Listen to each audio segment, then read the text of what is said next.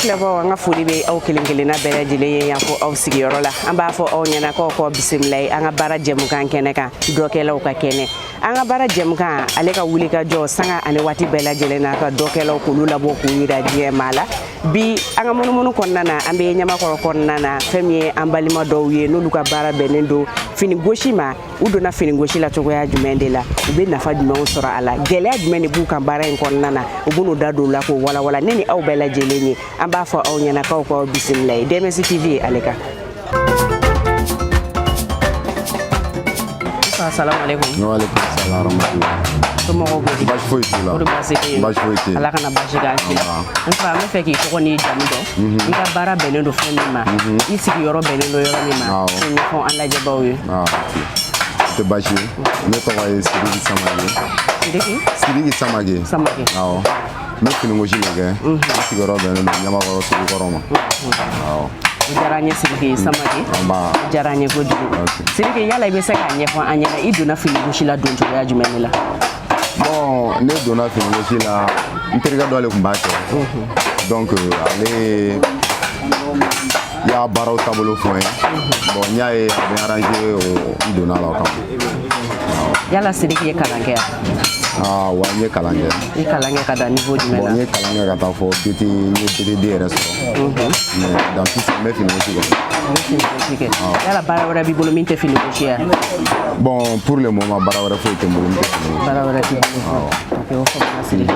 DMS TV filɛbaw an b'a fɔ aw ɲɛna k'aw abonné an ka plateforme bɛɛ lajɛlen na Facebook, YouTube o n'a ɲɔgɔnna caman yaasa an bɛ ka jɛmukan dumanba minnu bɔ olu kana se ka tɛmɛ aw kan cogoya mun na a ka di aw yɛrɛ minnu ye aw ka publicité ka tɛmɛ an ka jɛmukan in kɔnɔna na an ka dayɛlɛnnen bɛ aw bɛɛ lajɛlen ye numéro minnu bɛ tɛmɛ an ka écran duguma a bɛ weleli k'o la ni Ala sɔnna ma an bɛ jɛ ka baaraw boloda Sidiki i y'a yira an na k'a fɔ i ka baara ye fini gosi ye i ye kalan kɛ mais kalan in kɔfɛ o m'i dɛsɛ i ka fini gosi kɛ o diyara n ye kosɛbɛ Sidiki yala fini gosi e yɛrɛ donna la ni sisan cɛ a bɛ waati joli bɔ? Bon ne donna la a mɛnna dɔɔni parce que ne donna la depuis 2013 waati. Depuis 2013. Voilà. I bɛ fini gosi la. Yala i ni mɔgɔ jɔn bɛ fini gosi kɛ walima i kelen de b'a kɛ? Bon non n kelen t'a kɛ ni mɔgɔ caman b'a kɛ. N'o ye baarakɛɲɔgɔn ye parce que baara min don jama baara de don mɔgɔ kelen ka baara tɛ. Donc baarakɛɲɔgɔn caman bɛ yen nɔ. Ok. O faamuna yala aw ka fini gosi ninnu kɔnɔna na i bɛ se k'i da dɔ la ka qualité fɔ an ɲɛna fini gositaw tɔgɔ jumɛnw de b'u la a bɛ dan niveau jumɛn na u prix ka dɔ fɔ an ye olu kan? Ok o tɛ problème ye fini gosili a bɛ daminɛ 100 la n'a bɛ fɔ o ma kilankɛ bon bɛɛ gosi o ye 200 ye papier ni olu ye 400 ye bon double papier ni o ye 800 ainsi de suite fo ka taa se 1200 la. Donc fo 1200 fini bɛ gosi ka se fo niveau ma. A bɛ gosi ka se. K'a daminɛ 100 la ka yɛlɛ. Voilà fo 1200. O faamuna Sidiki k'a daminɛ 2013 la fo ka na se an bɛ don min na i ko bi yala i ye gɛlɛya jumɛnw sɔrɔ baara in kɔnɔna na?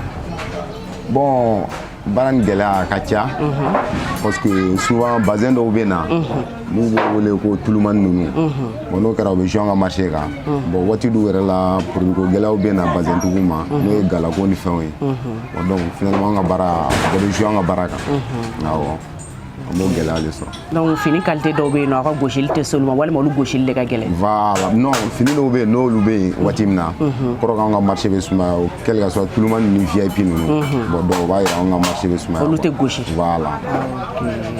O faamuna ni kumana baara min gɛlɛya kan i kan ka kuma a nafa kan k'a daminɛ 2013 la ka na se bi ma i ye nafa jumɛnw sɔrɔ a la?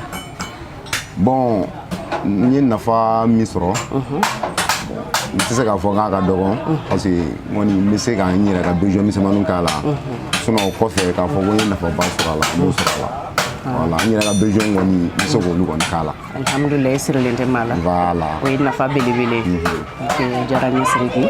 DMS TV filɛbaw an b'a fɔ aw ɲɛna k'aw kana ɲinɛ dɛ a y'aw abonné an ka plateforme bɛɛ lajɛlen na Facebook, YouTube o n'a ɲɔgɔnna caman yaasa an bɛ ka jɛmukan dumanba minnu bɔ olu kana se ka tɛmɛ aw kan cogoya mun na a ka di aw minnu ye aw ka publicité o ka tɛmɛ an ka jɛmukan kɔnɔna na an ka dayɛlɛnnen bɛ aw bɛɛ lajɛlen ye numéro minnu bɛ tɛmɛ an ka écran duguma a bɛ weleli k'o la ni Ala sɔnna ma an bɛ ɲɔgɔn kunnafoniya Sidiki an bɛ émission mun kɔnɔ tɔgɔ de ko an ka baara n'i y'a jateminɛ maa caman bɛ yen nɔ u bɛ kalan kalan in kɔfɛ u b'u sigi k'u bolo da u sen kan fo n ye kalan min kɛ n ka baara sɔrɔ e Sidiki i yɛrɛ bɔra k'a fɔ an ɲɛna sa i ye kalan kɛ fo ka taa se BTD ɲɔgɔnna ma i bɛ ka fini gosi bi minnu b'u sigi k'u ye kalan min kɛ ko fo baaraw yala e Sidiki bɛ se ka ladilikan ni welewelekan jumɛn fɔ olu ɲɛna? Bon ne bɛ se ka ladilikan min f'u ye dɔrɔn bon mɔgɔ i bi fɛn dɔ kɛ waati dɔ la n'i ka don ka na ale de y'i bolo fila courage k'i sigi so kɔnɔ bon donc o y'a damana souci wɛrɛ ye quoi donc i bɛ mouvement kɛ n'i ye min sɔrɔ o la donc ni Ala nana ka na ye don min na donc i b'i ka ko réussir voilà ne bɛ se k'o dɔrɔn de f'u ye donc ale de k'u sigi so kɔnɔ u ka bɔ k'a bolo lamaga maga quoi awɔ. Ok o faamuna. Diamantsi TV filɛbagaw kana ɲinɛ dɛ a y'aw abonné an ka plateforme na jɛmukan duman caman de bɛ yen nɔ minnu bɛ tɛmɛ Diamantsi TV sanfɛ aw bɛ se k'olu lajɛ aw bɛ faamuyaw sɔrɔ a la kosɛbɛ. K'o faamuna i ka baara in kɔnɔna na kɛrɛnkɛrɛnnenya la n'o ye fini gosi ye don n'a nataw la e yɛrɛ ka laɲini ye mun de ye i ka baara kɔnɔ? Bon ne ka laɲini ye baara min ye domaine n bɛ fini gosi min na o kɔnɔna na bon ka se ka progresser a la quel que soit ka atelier ba sɔrɔ a la ka mɔgɔw ta minnu fana b'a fɛ pour que a ka se ka n ka se ka nafa wɛrɛ sɔrɔ a la min tɛ nin ye quoi. Yala a ka di maa minnu ye ka fini gosi ni u nana e Sidiki fɛ yen nɔ i bɛ se k'u dɛmɛ a baara kɔnɔna na? Voilà souvent ni u nana sɔrɔ place an ka mɔgɔ dɔ voyagelen don donc an b'u ta an bɛ baara kɛ ɲɔgɔn fɛ. O b'a yira ko aw ka ca place ko b'a la nka ni mɔgɔ dɔw tɛ yen waati min na aw bɛ se ka mɔgɔ wɛrɛw fara aw kan o wagati la. Ok o faamuna. Sidiki an ka jɛmukan bɛ ɲini ka se a kuncɛyɔrɔ ma kumakan laban na i bɛ se ka mun de fɔ an lajɛbagaw ye?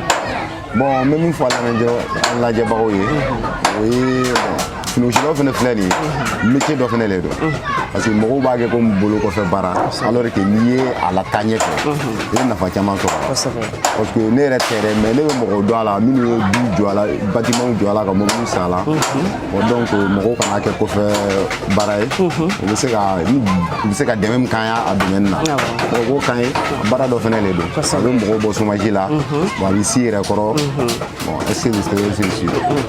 A bɛ se ka mun fɔ i ka clients ye? Bon an bɛ min fɔ clients ye dɔrɔn o ye an bɛ jɛ an bɛ baara kɛ ɲɔgɔn fɛ baara n'a défaut don ni défaut min b'a la an bɛ jɛ an b'o fɔ ɲɔgɔn an b'o bɔ a la an bɛ continuer n'an ka baara ye voilà. O diyara n ye Sidiki i y'an bisimila i ka yɔrɔ la yan o diyara n ye an b'i fo la dantɛ foli min na.